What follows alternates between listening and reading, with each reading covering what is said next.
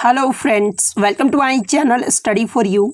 सो guys, आज के इस वीडियो में मैं आपको पहले क्लियर कर दूं, आज जो आपका कोई भी एसएससी एमटीएस का एग्ज़ाम नहीं है।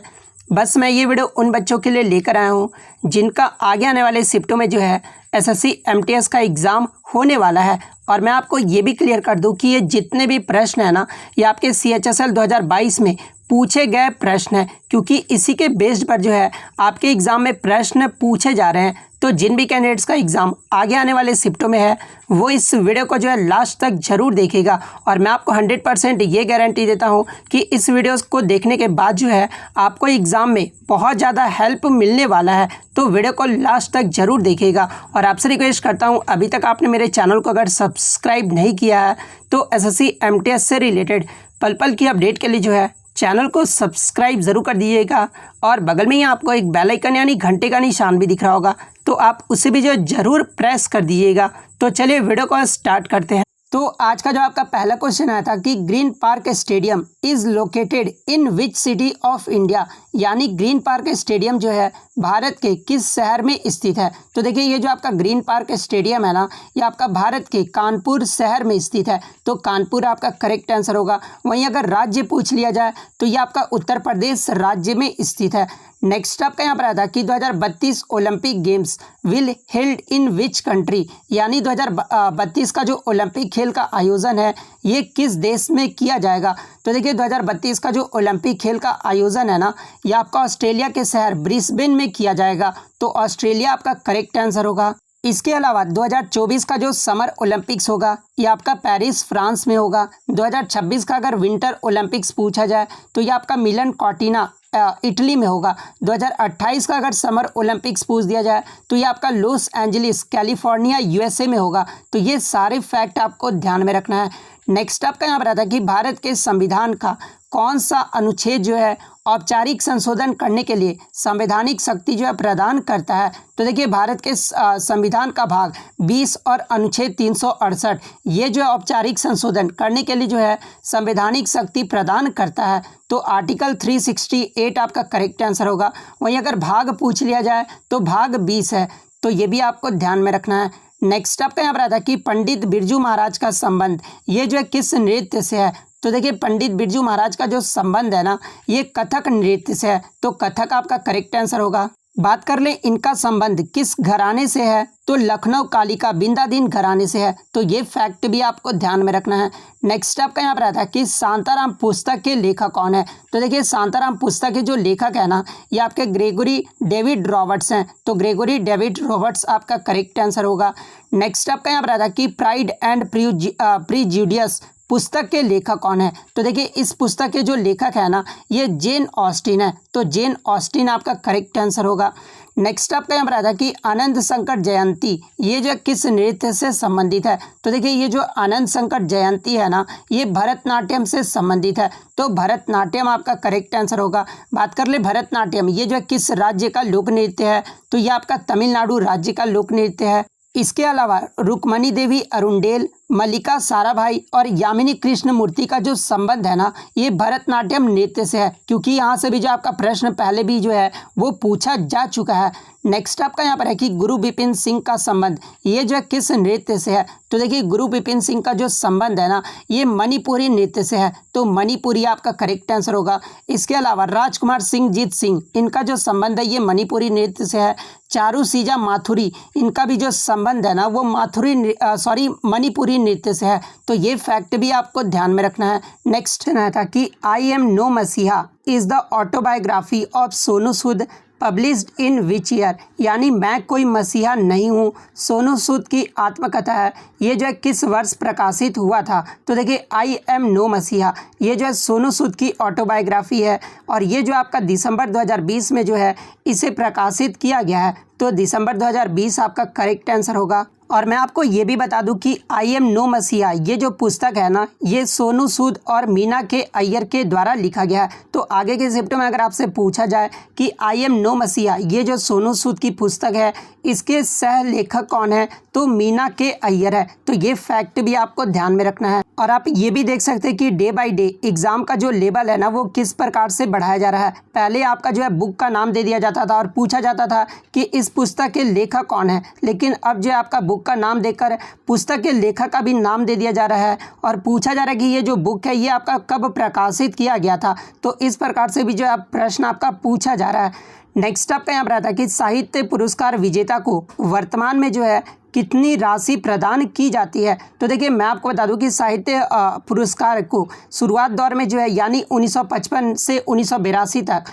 5000 पुरस्कार के तौर पे जो है दिया जाता था और सन 1983 में इस पुरस्कार में मिलने वाली राशि को बढ़ाकर जो है 10,000 रुपये कर दिया गया है। 1988 में इस राशि को जो है 25,000 रुपये कर दिया गया था और सन 2001 में जो है इस राशि को 40,000 कर दिया गया था और सन 2003 में जो है इस राशि को 50,000 जो है वो कर दिया गया था। लेकिन वर्तमान की अगर मैं बात कर लूँ तो वर्तमान में इस पुरस्कार के लिए जो है 1 लाख की राशि जो है वो प्रदान की जाती है। तो 1 लाख आपका करेक्ट आंसर होगा। नेक्स्ट क्वेश्चन आपका यहाँ पर आता है कि Rutherford discover the atomic nucleus in which year, यानी रदरफोर्ड ने जो है परमाणु नाभिक की खोज ये जो है किस वर्ष की थी। तो देखिए रदरफोर्ड के द्वारा परमाणु नाभिक की जो खोज है ना, ये आपका मई 1911 में किया गया था। तो 1911 आपका करेक्ट आंसर होगा।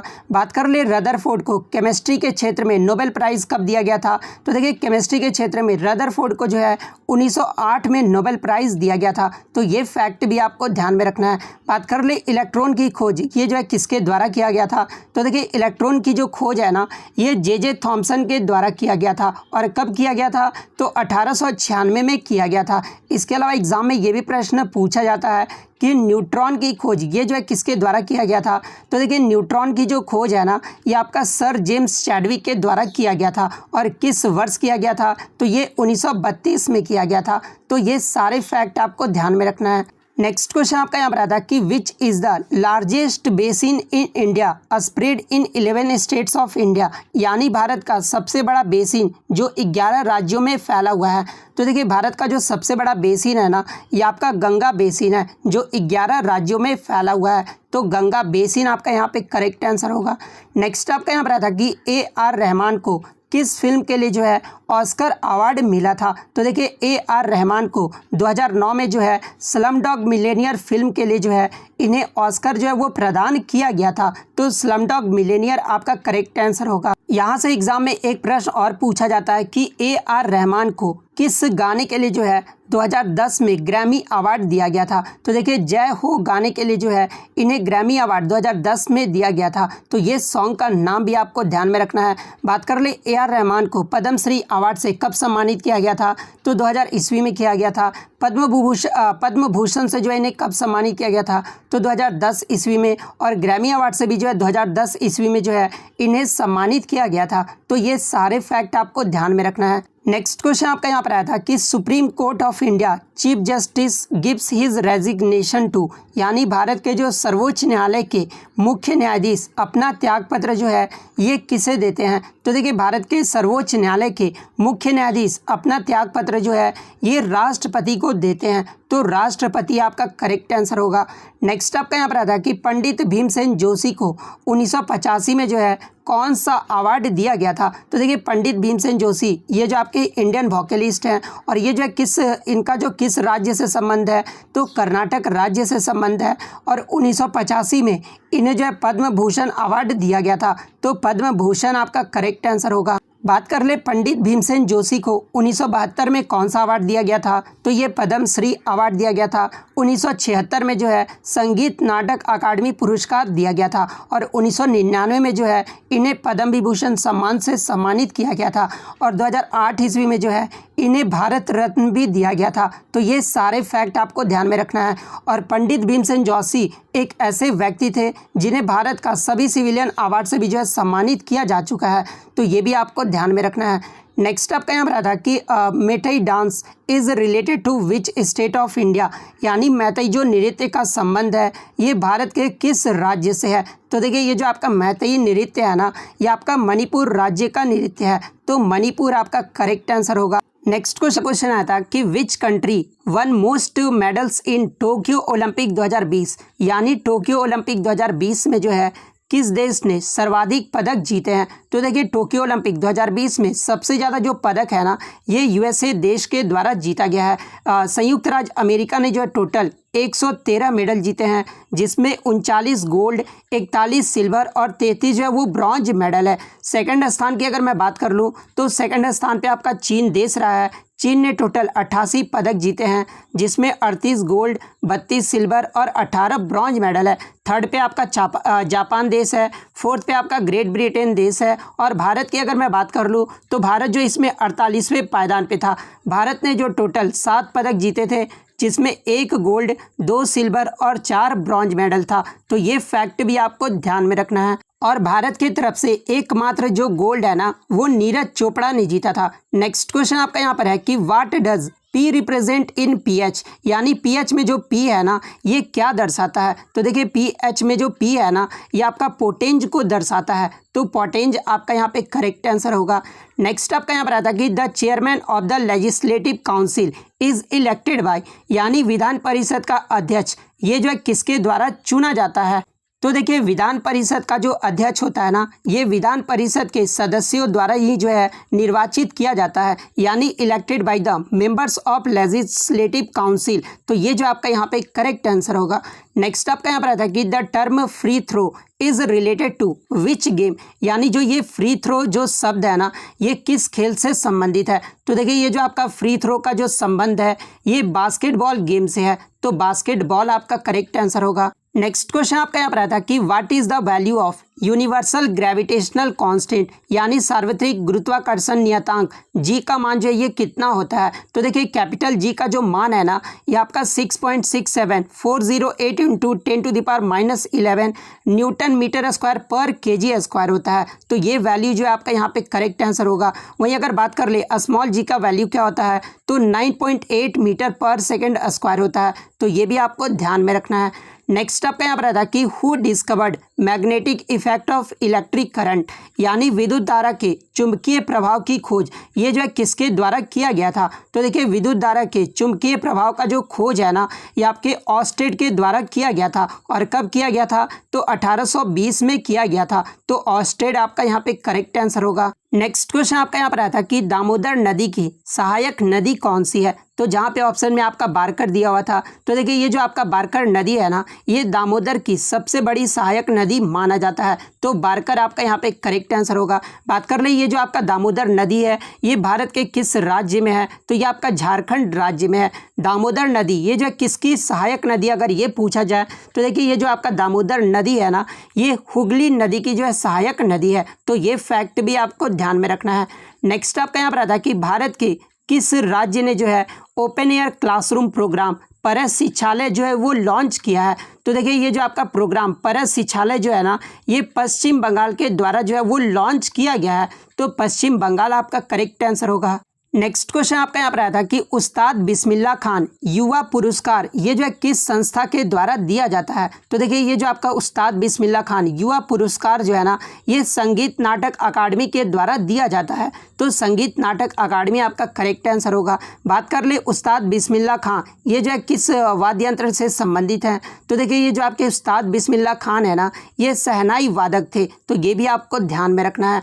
नेक्स्ट आपका यहाँ पर आता कि अनोखेलाल मिश्रा का संबंध ये जो किस वाद्य यंत्र से है। तो देखिए अनोखेलाल मिश्रा का जो संबंध है ना ये तबला वादक से है। तो तबला आपका यहाँ पे करेक्ट आंसर होगा। बात कर ले अनोखेलाल मिश्रा का संबंध किस घराने से है। तो ये बनारस घराने से है। तो ये फैक्ट भी आपको ध्यान में रखना है।